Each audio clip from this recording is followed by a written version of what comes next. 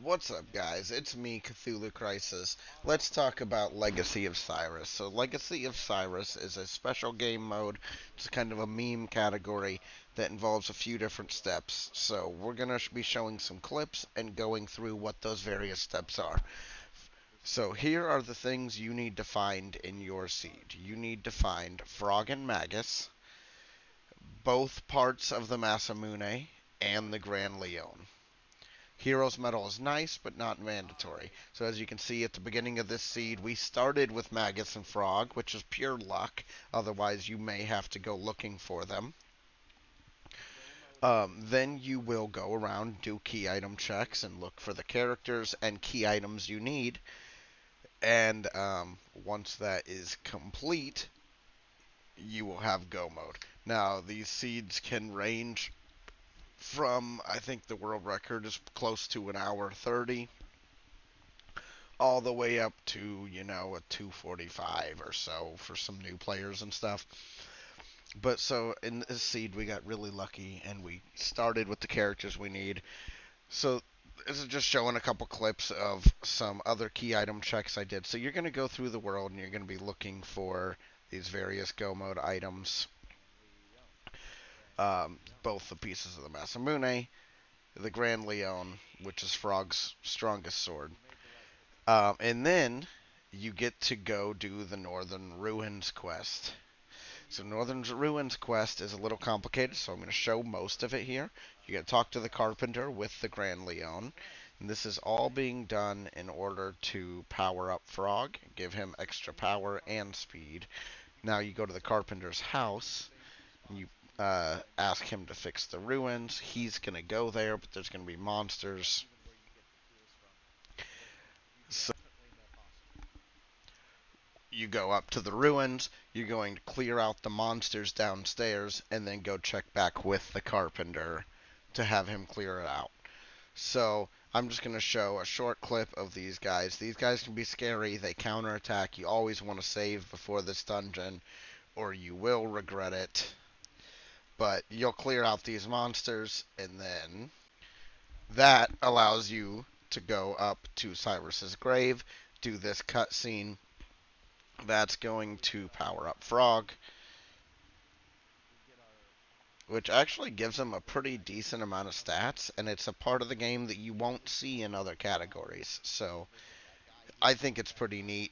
It powers up, like I said, his speed and his power, and you want to do this before you go into Magus Castle. So you can do this at any point in the run, as long as you have Magus and Frog and the Grand Leon. And then once you have both Masamune pieces, then we can head into Magus's castle, and then Ozzie's fort for the end. So it's kind of a story about Frog and Magus kind of putting their differences aside.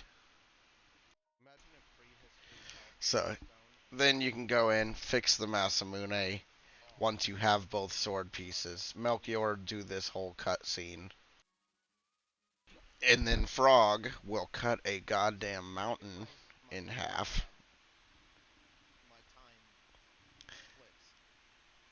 Obviously, this leads into Magus's castle. Then all you have left to do is complete Magus's castle, like we have going right here as I approach. I think this seed was Chrono Magus. So obviously, you have to do all of this with Magus and Frog, but it can be really interesting because sometimes these are 100% seeds. Once you finish his Magus's castle, you can go to Ozzie's fort, where you will meet some familiar friends.